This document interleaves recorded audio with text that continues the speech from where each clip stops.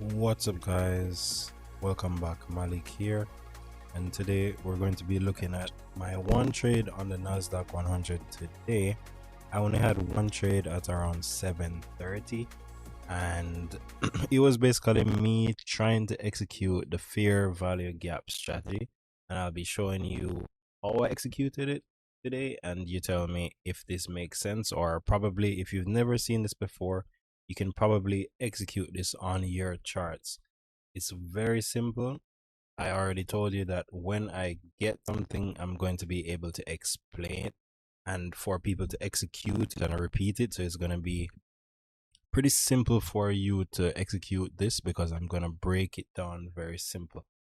And so the fair value gap is basically a gap in price, and it seems to be denoted by three candles, and then you have a gap between the bottom wick and the top wick, or inverse to the top wick and the bottom wick of a candle, but it's three candles, right? So I entered this trade at 7:30, and maybe I was lucky today on this trade, but we just had a fear. We had a gap, right? We had a gap between these three candles. So you see the bottom of this candle, right? And then you would also add the top of this candle, and then this would have been the gap that you're playing in, and then you typically have your stop loss above here, and you aim for a 2-to-1 risk reward. So you're definitely measuring off of this for your risk to reward.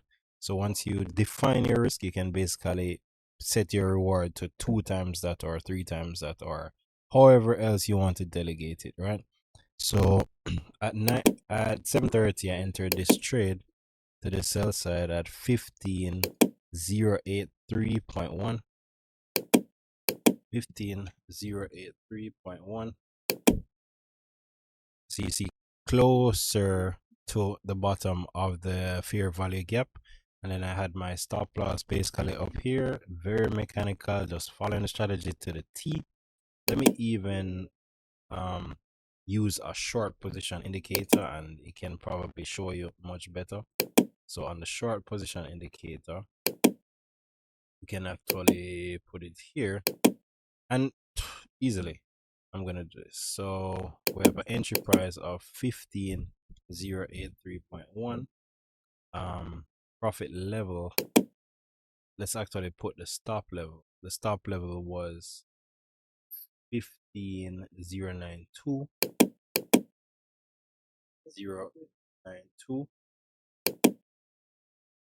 And then we're aiming for essentially a 2-to-1 risk reward. Let's see, 2-to-1 risk reward would have landed us around here, and you can see basically 1 point off of where I had set the take profit, and then I hit the take profit on the same candle, which was still on the 7:30 if we're looking at the 15-minute chart, and I hit basically a nice 2-to-1. I made $19 off of the trade in around 14 minutes.